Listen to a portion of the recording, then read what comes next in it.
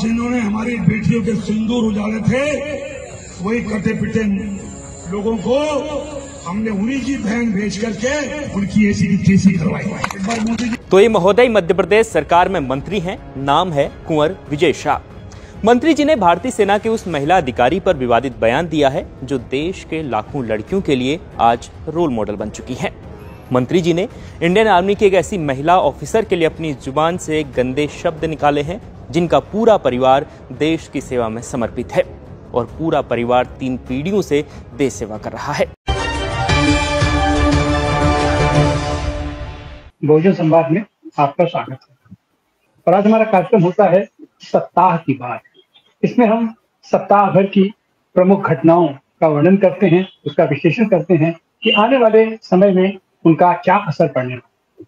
फिलहाल अगर हम देखें तो पिछला सप्ताह दुनिया के मानचित्र पर भारत एक प्रमुखता के साथ उभरा, और उभरा यूं कि भारत और पाकिस्तान के बीच एक विवाद की स्थिति खड़ी हुई। जो विवाद की स्थिति कभी रूस यूक्रेन के बीच बनी थी, जो कभी इजराइल और फिलिस्तीन के बीच बनी थी, कुछ वैसी स्थितियां यहाँ पर भी बन गई। पिछले दिनों पहलगाम में जिस तरीके की घटना हुई, रक्त रंजित घटना हुई, वो दुनिया के पैमाने पर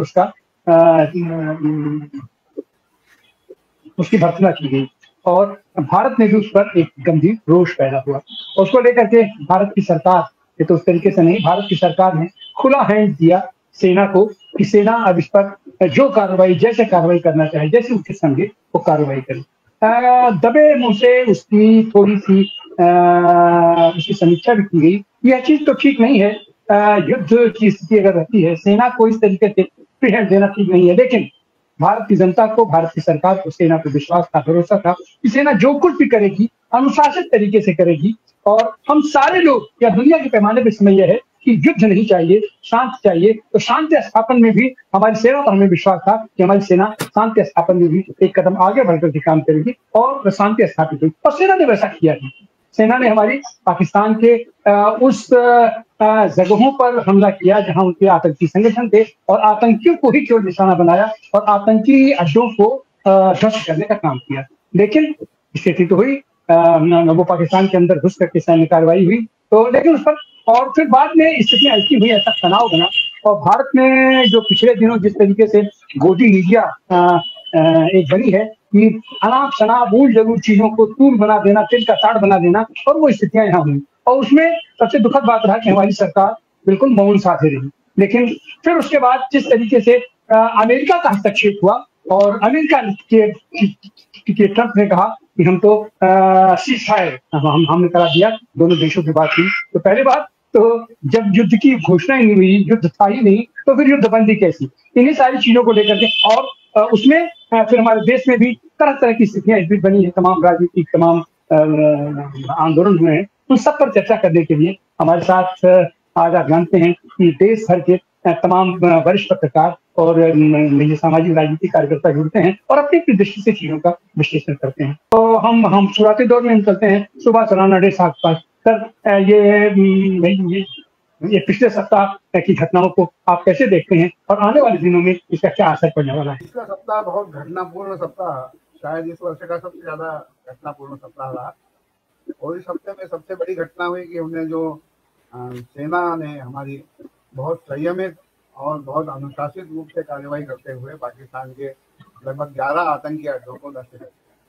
पाकिस्तान इससे बौखलाया। पाकिस्तान ने हमारे कई शहरी इलाकों में, पंजाब में, राजस्थान में हमले किए और सीमा पर भी उनकी सेना ने अंदर हस्तक्षेप करने की, गोलाबारी करने की कोशिश की। लेकिन 2-3 दिन इस चले युद्ध के बाद अचानक कुछ घटनाक्रम घूमा, और ये अचानक नहीं घूमा, 24 घंटे तक लगातार ये सब चलता रहा। और अमेरिकी राष्ट्रपति ट्रम्प जो पहले तो उन्होंने कहा था कि सब अपने अपने निपटे, हमको इससे कोई मतलब नहीं है, सब अपना सुलझा लेंगे, लेकिन फिर अंदर खाने वो उसकी तैयारी कर रहे थे। और जैसा उन्होंने अपने उपराष्ट्रपति वेंस को और मार्को रूबियो को इस काम पर, विदेश मंत्री मार्को रूबियो को इस काम पे लगाया, 24 घंटे उन्होंने भारत पाकिस्तान के विदेश मंत्री, प्रधानमंत्री और अधिकारी है उनसे संपर्क करके और फिर युद्ध विराम करवाया। दुर्भाग्यपूर्ण यह है कि ये जो हमारा द्विपक्षीय मामला था, इसमें अमेरिका के तीसरा पक्ष कैसे आ गया, और इसकी घोषणा युद्ध विराम की ट्रंप ने क्यों की? क्योंकि हमारा और पाकिस्तान का आपस का मामला है। ट्रंप ने यह भी कहा है, जो बहुत आपत्तिजनक है, कि हम कश्मीर के सवाल को भी सुलझाने में मदद करेंगे, हमको किसी की मदद की जरूरत नहीं है, हमारी कोशिश नीति है। ये द्विपक्षीय मामला है, शिमला समझौते में भी ये तय हो चुका है, जिसके बाद में भी ये हुआ। बहरहाल हमको ये सेना ने हमारे बहुत शानदार काम किया, इसके ऊपर हमको गर्व है, और हमारी सेना बहुत है। इसने कोई ऐसा काम नहीं किया कि पाकिस्तान के नागरिक क्षेत्रों पे हमला करे या वहाँ बढ़ता है। चुन के पाकिस्तान के जो आतंकी अड्डे हैं उनको नष्ट किए। लेकिन कुछ खबरें ऐसी बाद में आ रही है कि जिससे कुछ चिंता होती है। जैसे अभी आज टेलीग्राफ अखबार लंदन के उसमें उसकी खबरों के बारे में छपा है काफी जगह कि हमारे 3 हवाई जहाज नष्ट हो गए। सरकारी तौर पर इसके बारे में कुछ कहा नहीं। आज सिर्फ इतना कहा गया है, जो प्रेस कॉन्फ्रेंस होती है उसमें, कि हमारा भी कुछ नुकसान हुआ, लेकिन स्पष्ट रूप से कुछ इसके बारे में कहा नहीं गया। तो ये चिंताजनक है, इसके ऊपर स्पष्टीकरण होना चाहिए। आज सुना है प्रधानमंत्री रात को 8 बजे राष्ट्र के नाम संदेश प्रसारित करेंगे, और अभी तक जो रवैया रहा है वो अभी तक उन्होंने कोई खास ऐसे भाषण या कोई ऐसी दखलंदाजी नहीं कही है, कोई आपत्तिजनक जिससे हमारे देश को कोई नुकसान पहुंचे। लेकिन कुछ गतिविधियां जरूर हमारे देश को नुकसान पहुंचाने वाली थी, और ये जो बड़बोलापन उन्होंने सिखाया है लोगों को और हमारे प्रसार माध्यमों को, इन प्रसार माध्यमों ने पूरी दुनिया में हमारी भटके करवाई। ये जो प्रिंट मीडिया तो बहुत संयमित रहा, प्रिंट मीडिया ने बहुत खबरें देना चाहिए थी, वही खबरें दी। लेकिन ये इलेक्ट्रॉनिक मीडिया के जो, जिनको हम गोदी मीडिया के नाम से जानते हैं, उन्होंने मन माने तरीके से और अनाम शनाम खबरें, जैसे कि उनको आदत है, जो रोज हिंदू मुस्लिम डिबेट करवा के जिनको जोर जोर से चिल्लाने की आदत पड़ी हुई है, उन्होंने जरूर कभी किसी कराची बंदरगाह पे भी कब्जा कर लिया, रावलपिंडी में भी घुस गए, उन्होंने कई शहर काबिज कर लिया। यहाँ तक उनकी जो कल्पना शक्ति की उड़ान यहाँ तक पहुंची कि उन्होंने मुनीर को गिरफ्तार करवा दिया, प्रधानमंत्री को, वहाँ के पाकिस्तान के प्रधानमंत्री को तुर्की में शरण लेने के लिए मजबूर कर दिया। उन्होंने कई ऐसी मनगढ़ंत आपस में जो टीआरपी की होड़ में, आपसी स्पर्धा में कई ऐसी बातें कही, जिसके कारण अब ये ऐसा लगा कि ये जो मरकट बुद्धि वाले लोग हैं, जो जिनको पाला पोसा गया है पिछले कई वर्षों में, मोदी युग शुरू होने के बाद, उन्होंने पूरी अपनी कल्पना शक्ति का उपयोग करके पाकिस्तान को तहस नहस कर दिया। तो ये इसके अंतर्राष्ट्रीय स्तर पर इसका बहुत बुरा असर हुआ है, और भारतीय पत्रकारिता के बारे में जो छवि है, वो छवि को बहुत नुकसान पहुंचा है। इसको विश्वसनीयता को प्राप्त करने के लिए हमको और मेहनत करना पड़ेगी, काफी काम करना पड़ेगा। जी बहुत बहुत धन्यवाद। हम चलते डॉक्टर सलीम खान साहब के पास।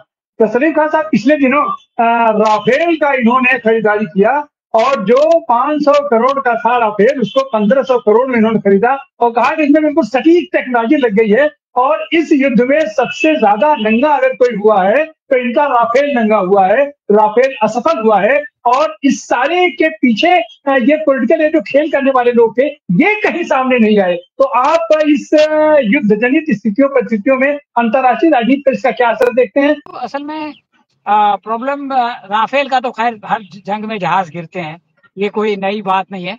लेकिन ये कि जो मेरे लिए चिंता का विषय है वो ये है कि रानाडे साहब ने एक बात बताई कि हमारे मीडिया ने हमको बहुत ज्यादा बदनाम किया। जो नाम हमारी फौज ने कमाया, उसको जो है वो मीडिया ने अपनी बचपने की वजह से, झूठ की वजह से पूरा हम लोग बंबई की जबान में बोलते सत्यानाश कर दिया। लेकिन उससे ज्यादा खराब काम जो है वो ये जो ट्रोल मीडिया है, ये जो ट्रोल तैयार किए हैं संघ ने या बीजेपी ने, उनका हुआ।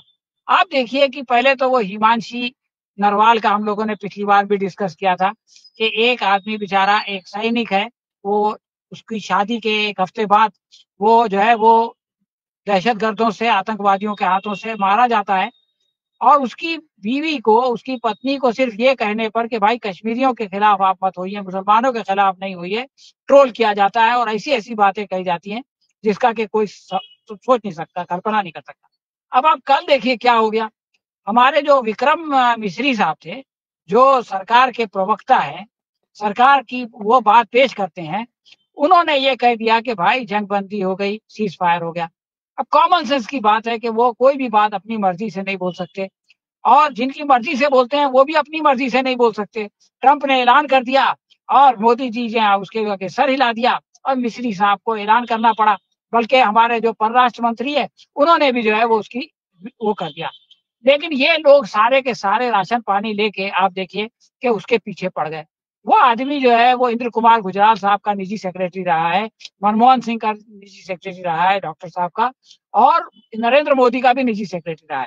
आजकल वो पूरे विदेश विभाग का जो है वो सेक्रेटरी है और उसने एक अपना कर्तव्य निभाया, अपनी जिम्मेदारी निभाया कि भाई सीज फायर हो गई। और ये लोग न सिर्फ उसके पीछे पड़ गए, उसको बुरा भला बोला, बल्कि उसकी बेटी की फोटो ले आए, उसकी बीवी की फोटो ले आए, यानी उसके जो है वो परिवार वालों के पीछे पड़ गए। ऐसा मैं समझता हूँ दुनिया में कभी कहीं नहीं हुआ होगा कि आपकी सरकार का एक प्रवक्ता है, अगर वो कुछ गलत बोल दे तो भी लोग समझाते हैं कि नहीं भाई उसकी बात का मतलब ये था, वो ये कहना चाहता था लेकिन उसकी जबान फिसल गई, इस तरह से उसको संभालने की कोशिश करते हैं। लेकिन यहाँ क्या हो रहा है, यहाँ जो है वो हम अपने प्रवक्ता के खिलाफ जो है वो बिल्कुल भेड़ियों की तरह वो जो है उसके पीछे पड़ गए। तो मैं समझता हूँ ये जो घटना हुई और यहाँ तक के हुआ कि वो विक्रम मिश्री को अपना अकाउंट बंद करना पड़ा, यानी प्राइवेट करना पड़ा, यानी वो जो है इन लोगों की गालियां और इन लोगों के आरोप वो बर्दाश्त नहीं कर सके। अब सोचिए कि हम लोग कहाँ, मतलब ये पिछले 11 साल में इस देश को इस सरकार ने कहाँ पहुंचाया। इंसानों को, यानी सारे इंसानों की बात मैं नहीं करता, लेकिन इंसानों में एक बहुत बड़ी तादाद ऐसे लोगों की है कि जिनको इन्होंने एक दरिंदा बना दिया है। ये कुछ सुनने के लिए तैयार नहीं है, ये चाहते हैं कि सामने वाला इनकी बात बोले।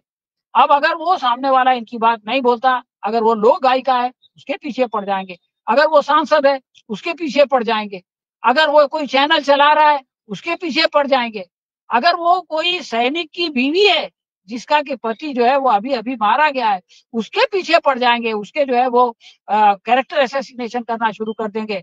और अगर वो सरकार का प्रवक्ता है और अपनी जिम्मेदारी अदा कर रहा है तो उसके पीछे पड़ जाएंगे। इतनी गुंडाई और इतनी बदमाशी का ये लोग जो मुजाहरा कर रहे हैं, सारी ये लोग को ये नहीं समझ आता कि ट्वीट पे आप एक गाली देते हैं, सिर्फ वो आदमी नहीं पढ़ता, सारी दुनिया पढ़ती है, सारी दुनिया को पता चलता है कि इनका क्या जो है वो लेवल है, किस तरह से इनके अंदर असहिष्णुता है, किस तरह से इनटॉलरेंस है। और ये मैं समझता हूँ कि किसी भी समाज के लिए और किसी भी राजनीतिक व्यवस्था के लिए और सामाजिक व्यवस्था के लिए बहुत ज्यादा चिंता की बात है और इसको ठीक करना पड़ेगा। इसके बगैर हम जो है वो इंसानों के समाज में नहीं रह सकते। अगर हम एक दूसरे की इज्जत न करें तो हमको इज्जत नहीं मिलेगी। ये दुनिया जो है, ये जो हमारा देश है, ये जंगल राज बन जाएगा। तो मैं समझता हूँ कि जंग के मैदान में जो हुआ, हमारी फौजों ने जो किया वो वाकई काबिले तारीफ है। लेकिन इन लोगों ने, मीडिया ने और इन जो भक्तों ने जिस तरह से देश को बदनाम किया है वो बहुत ही ज्यादा लज्जास्पद है, बहुत ही ज्यादा शर्मनाक है। और जिस तरह से मोदी जी की जबान पे ताला पड़ा हुआ है, यानी लाल आंखें दिखाने वाला आदमी, वो जो है उसकी जबान नहीं खुलती, ऐसा कभी नहीं हुआ। यानी आप समझ लीजिए कि शहबाज शरीफ के भी जो है हर रोज बयान आते हैं, हर रोज उसके ऑफिस में से वो स्टेटमेंट निकलता है, उनका फॉरेन मिनिस्टर जो है प्रेस कॉन्फ्रेंस में जाता है, उनकी संसद चल रही है, यहाँ पे राहुल गांधी कह रहे हैं कि भाई संसद का अधिवेशन बुलाओ, तो संसद का अधिवेशन नहीं बुलाते। हमारा देश जो है वो अपनी लोकतंत्र के लिए सारी दुनिया में मशहूर है। और जो है हमारे प्रधानमंत्री 2 मीटिंगें हुई, ऑल पार्टी मीटिंग, दोनों में नहीं आए। हमारी सरकार नंगी होकर खड़ी हो गई है देश के सामने भी और अंतरराष्ट्रीय राजनीति में भी। पिछला सप्ताह जैसे कहा जाता है कि कांच की हांडी एक बार चढ़ती है, लेकिन मोदी जी की हांडी तो 2-3 बार चढ़ गई। लेकिन अब जिस स्थिति में है वो उनके अंदर से भी आवाज उठ रही है उनके विरोध में, और देश में तो आवाज है ही है, और अंतरराष्ट्रीय जगत में भी अंतरराष्ट्रीय राजनीति पे भी नंगे हो गए हैं। कोई आदमी, कोई देश, नॉट अ सिंगल देश इनके साथ खड़ा दिखाई पड़ा। फल ये हुआ कि वो अप्रत्याशित तरीके से ये अमेरिकी राष्ट्रपति के आगे घुटने टेक चुके हैं, या यूं कहा जाए कि अमेरिकी राष्ट्रपति इनको बंधक बना चुका है, जो चाहता है जैसे चाहता है कर ले रहा है। तो इनकी जो मंशा थी कि एक बार तो इन्होंने ये पुलवामा करा करके और उसका पूरा इन्होंने वो करके और ये ये देश का दोहन करके जनादेश प्राप्त किया। इस बार भी शायद इनकी मंशा थी कि पहलगाम को लेकर के ये जो अंदर की ये अपने द्वंद्व को झेल रहे हैं उसको लेकर के ये मध्यावधि चुनाव कराने की स्थिति में थे, ऐसी चर्चा चल रही ऐसी होती। लेकिन अभी फिलहाल जो स्थिति है कि 1 महीने लगभग होने जा रहे हैं और इनकी एक आवाज तक नहीं आ रही है और ये वहां से विदेश से अपनी यात्रा कैंसिल करा के आते हैं और जाते हैं बिहार जाते हैं और बिहार फांसी ठिठोरी करते हैं। लेकिन आज ऐसी उम्मीद की जा रही है कि 8 बजे आज वो शायद तो कोई संदेश शायद करेंगे वो। तो इसमें पिछले सप्ताह की जो भी घटनाएं हुई हैं वो हमारे देश के लिए बहुत ही निंदनीय है, बहुत ही शर्मिंदगी है और सब लोग उसकी निंदा कर रहे हैं। इनके अंदर से भी निंदा के स्वर उठ रहे हैं। आने वाले सप्ताह में इन सारी घटनाओं का क्या प्रतिक्रिया होगा हम उस पर फिर अगले सप्ताह आपसे मुलाकात करेंगे।